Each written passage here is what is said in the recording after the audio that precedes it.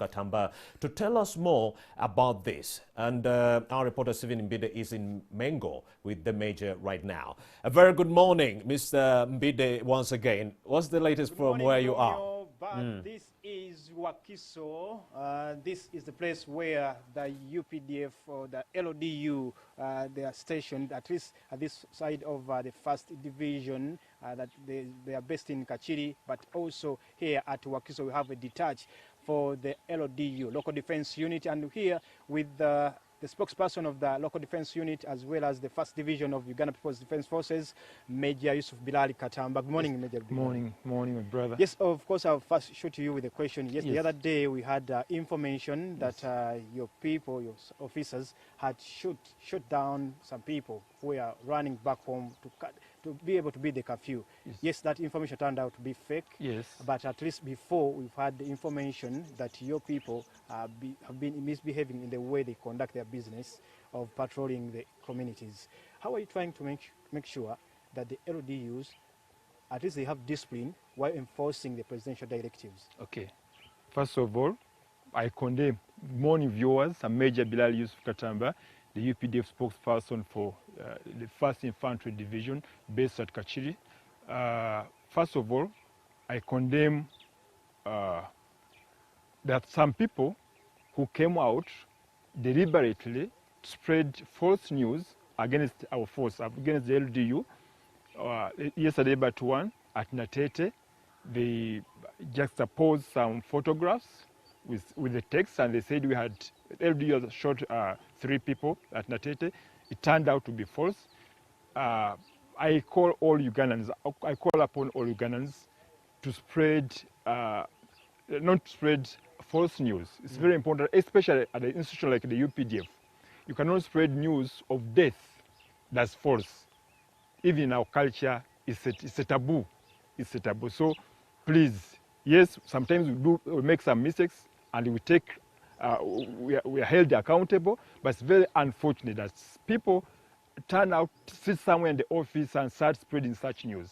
It's deliberate, it's planned, and you're going to follow it up. How are you trying to make sure that your officers who are patrolling all communities across Uganda during the 7 p.m. to 6:30 a.m. curfew, that time, because some people are already complaining that they are being beaten, others being tortured, are you trying to make sure that these officers are disciplined and the way they carry out their work, at least they follow the guidelines? First of all, we give them good commanders.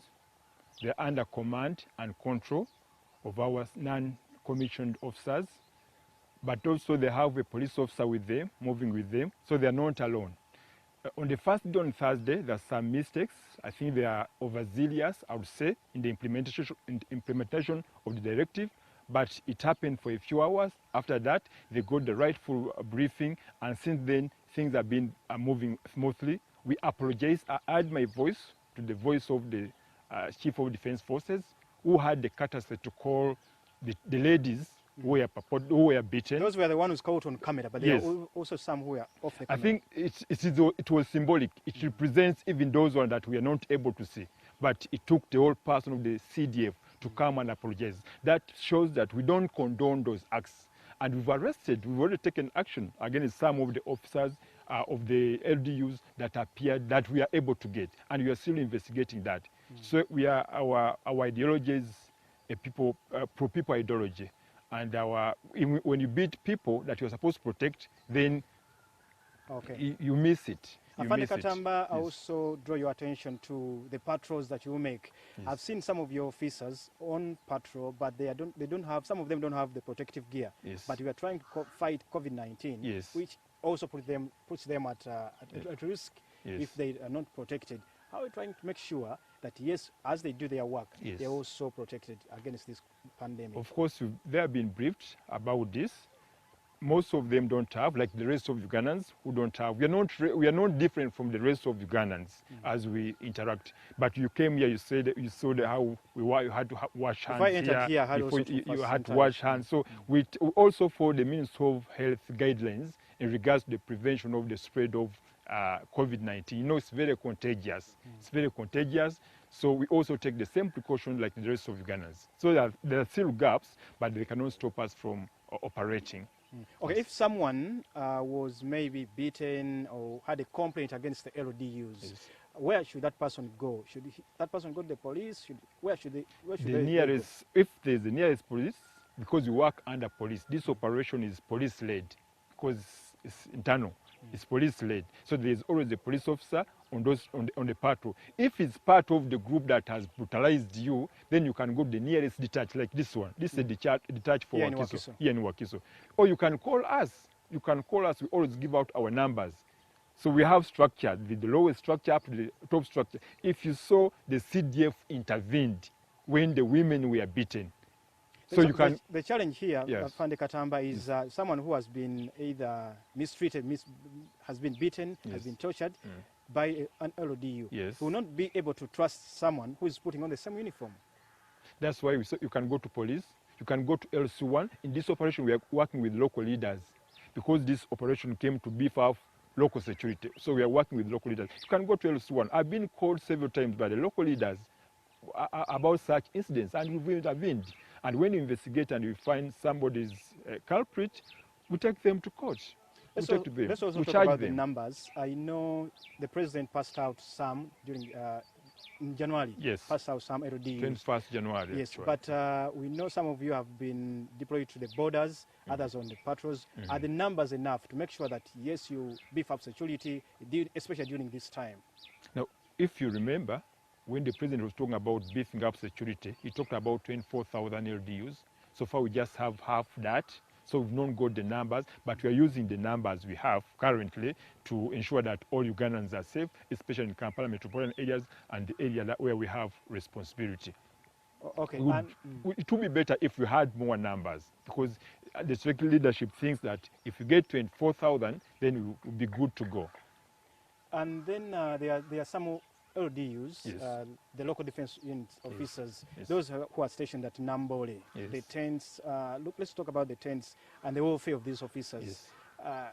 Some people around Chireka, Weyoge, are saying that some of these people go to their places, just places of convenience, places of, at least when they want to have some good time.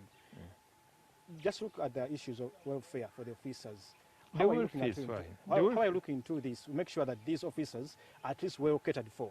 They are well catered for. They get whatever we give them, from clothing, bedding, everything that they need. We give them, we provide. The meals, good meals, we provide for them. They have not complained at least about the welfare. Okay. Yes. Let's also talk about in this area of fighting COVID-19. Yes. What would you, as a security officer, give? Which advice would you give the people? Because many of them either caught up by time, by 7 p.m. Yes. They have to go back home, but they are caught up by time. And others are thinking about, what should I do? As from the security angle, Yes. what would you advise the people watching you now on NTV? Possibly, if people had not been given information before, they would complain. But if I know that from 6 to 7, I should be that's the time I have the liberty to operate. After 7, I'm supposed to be home. So if you are to move on foot, you must estimate the distance that you must walk, Maybe so that you due reach to in time. unavoidable circumstances, Yes. someone is caught by time. What would that person do?